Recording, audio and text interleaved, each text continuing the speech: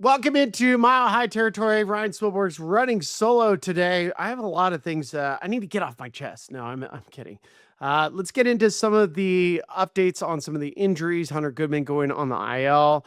Reflect on Michael Lorenzen. That was the designated for assignment. We kind of alluded that was going to happen on Monday's pod. I do want to get into the Dodgers series with the Rockies and some of the stuff with Kyle Tucker. I feel really bad for him, being honest. And then since I have some time, let's chat about this MVP discussion in the National League between Pete Crow Armstrong and Shohei Ohtani, especially since we've seen Ohtani in the first 2 games of this 3-game series against the Rockies. He's hit 3 home runs. This guy is the greatest player you will ever see in your life. And it's not meant to be hyperbole. I'll get into it again. But Shohei Ohtani is the greatest player you'll ever see. I mean, it's just crazy. All right, so let's get into the Rockies. This series with the Dodgers, Dodgers came into town limping. They had lost 11 of the last 16. And then Monday, Rockies got throttled. So Sugano-san ends up giving a home run to Ohtani, which Ohtani owns all Japanese pitchers. And overall, the Dodgers ended up, beating up on the Rocks. Now, what's interesting about the first 2 games with the Dodgers is that Blake Snell threw on Monday and then Eric Lauer on Tuesday. And the reason why that stood out, and even when you look at the Dodgers roster, we've said this about the Rockies only having 2 left-handed relievers. The best position players right now for the lineup is stacked for right-handed pitching. Mickey Moniak, Troy Johnston. You start thinking about TJ Rumfield, all these left-handed hitters, and Zach Veen now part of this. With the Dodgers, it has put the Rockies in a lineup where they're not quite as strong, and especially with Hunter Goodman going down on the IL, he was not in the lineup. That forces Jordan back to be in the lineup, and the lineup construction a little bit different because now you either had a combination of Moniak was on the bench, Zach Veen's on the bench, Troy Johnston's on the bench. I mean, it's just a different look lineup. And so Dodgers took advantage of it. And for the Dodgers, Dave Roberts called out the Dodgers on Sunday, talking about how this team was not playing its best brand of baseball. And I agree. I mean, Dodgers, as good as they are, and we had a number, they have been in first place for basically 2 years. Since April 28th of last year, the Dodgers have been sitting in first place of the National League West. That is crazy to me. When you really think about it, 2 years in first place. The Rockies have not seen first place. God, I don't even know when. It'd have to be like multiple years, 5, 6 years ago, since it's seen first, and not talking about first place on opening day. The Dodgers have been sitting in first place in the National League West since April 28th of 2025. Let that one sink in. So anyways, Dave Roberts called out the team. Got to be better at situational hitting, got to be better at defense. The defense for the Dodgers, second most amount of errors since the beginning of August. So, I mean, like, Dave doesn't talk out of his, out of his backside just cause he has stats to back it up. And so Monday it was a clobbering of the Rockies. And what happened in Monday's game, if you followed anything with Kyle Tucker, Kyle Tucker signed this massive deal, 4 years, $240 million, $250. Got a huge signing bonus this year. If you were to add the signing bonus, and then some of the base salary, and then the luxury tax on top of it for the Dodgers, I mean, basically, Kyle Tucker this season is basically a $120 million player. Yeah. And he's been far below average. He came into the series 0 for 19, and then he went 0 for 5 on Monday, which required Troy Johnson to come in and pitch. So that's how the Rockies kind of got blown out of the water there. But there was a drop fly ball in right field, and man, I like the vitriol for Kyle Tucker, and I get it. I mean, if you were in any market, I mean, let alone, the Dodgers market, and Dodgers have been fine because they usually don't boo their players. Kyle's been getting booed. And even, after that game, he sat in the dugout and it's not fun. And I do feel for players like this. I mean, I talked about this on Sirius XM the other day. I mean, there's certain players that maybe don't have high energy, so doesn't make him a bad player. I mean, Cal Tucker's been an incredible player for a long period of time. Silver Slugger. He's had 30 years. But this year, when you're not hitting well, and now your defense is down, and then like he's not a guy that's going to be burning down the line. He's also not a guy that's going to throw his helmet. He's just going to kind of play. It makes you question. And I know this has happened before. I mean, like it's certainly what we saw with Chris Bryant with the Rockies. Is like you have a guy that has, from the outside, low motor, high skill set. Maybe doesn't have that outward showing of emotion or even, at times what you would consider effort. Like, and I'm not saying specific to Chris Bryant, but we've certainly seen this with players specifically that have this kind of, it's just not the high motor that you're accustomed to, right? Especially if you're getting paid a high amount of money. Most fans want to see you diving head first when you ground into shore, when you ground out to shore, or throwing your bat or slamming stuff, like standing at your locker and telling I got to be better. Well, that's not these guys. And there's, examples. It was Anthony Rendon, Chris Bryant, and now Kyle Tucker, which, when you have these big contracts, there's a level of expectation. And when you have these type of personalities that it's, I'm not saying it's right or wrong. I'm just saying these type of personalities, they tend to get picked on when you're not doing well. And that's what happening with Kyle Tucker. So I've seen it a handful of times. This one is hard to watch because, a fly ball to an outfielder, and he caught, he caught a ball a little bit later. Yesterday on Tuesday, I was watching where he was standing defensively in right field. He was basically on the warning track. That's showing me like he doesn't want to go get the baseball, which is, God, Kyle Tucker has more talent in his pinky than I ever had, but I have no idea what that feels like, and I feel for him. So, certainly the case. I mean, it's worth talking about. It's also kind of gives you great insight into the psyche of a major league player, regardless of how much or how strong you think these players are.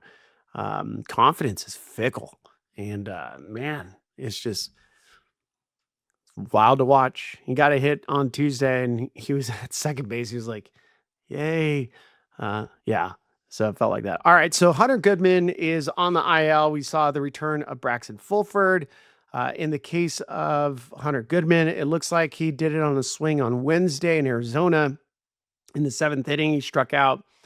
He's one of those guys with like a high finish, so that left shoulder probably got tweaked. We haven't really dug into it with Hunter. He's been kind of quiet about it, but he had the day off on Thursday. He was scratched on a game on Saturday, so he was given kind of that day off on Friday because they knew about the shoulder, and then he did not play Sunday, and then was not able to go on Monday. So the Rockies make a move, and for Hunter, I mean, you're hoping it's just a short stint, nothing crazy, nothing too long, just because you'd love to see him reach that mile marker in 40 home runs. I think that's pretty incredible. I think the Johnny Bench record, which I believe is 45 home runs by a National League catcher, I think it's pretty safe at this point now, especially if we're talking about, if Hunter's down for more than the IL stint, then that would, basically he's going to try to hit 10 home runs in 100 at bats, which would be maybe the month of September. That seems far-fetched. So hopefully we get him back. Want to get him to 40. Hopefully that's 6 more home runs. That's still a lot of home runs. And if you're dealing with a shoulder issue, it makes it a lot harder. So he's down. And then Michael Lorenzen. That experiment did not work at all. He was down the stretch in his time in Colorado pretty miserable. I mean, and you don't blame him. I mean, when you put up the numbers like that over 7 ERA, was not able to figure out Coors Field. He wasn't able to figure out at times even some of the pitch calling that happened earlier in the year. He basically would watch him hit rock bottom the season when it was in Anaheim, and Just had a really tough stretch there. He went back to the windup, started pitching better. The velocity was good. The part that was a little bit strange though with the Rockies, I thought they might have thrown him out into the bullpen just to get some long relief. And I don't know if it was floated to him, like asking, it was like, hey, do you want to go out to the bullpen and give it a shot? And if he was like, no, dude, I've had enough. Don't know that. Or if the Rockies like, we're not even gonna, we're just gonna cut the ties right here. But he was DFA'd, designated for assignment. I assume after he clears the waivers, which right now no team would pick him up because you have to pick up the rest of the salary for the rest of the year. And so if he doesn't accept the assignment, he's going to get released, flat out released. That means the Rockies are on the hook for the rest of the contract, and then he can sign with whoever he wants. That seems like the most likely scenario with Michael Lorenzen. So a couple days on the waiver wire, won't get picked up. We'll probably, depending on what the Rockies want to do with that assignment, if they actually really do want him to go to AAA in Albuquerque, then he can go and try to find some value there. It doesn't mean that they're going to call him back up unless there's an injury. Who knows? But this looks like at the end of the day, it's going to be a flat out release. And that's business. That's the business of baseball. It's not a personal, attack or shot at Michael Lorenzen. That. We love him. I've talked about him multiple times. He's a guy that I really do like. I was hoping at the start of this year that the Rockies would have gone for this two-way player with Michael Lorenzen, because it would have made sense, because then you would have the 14th arm in the Rockies.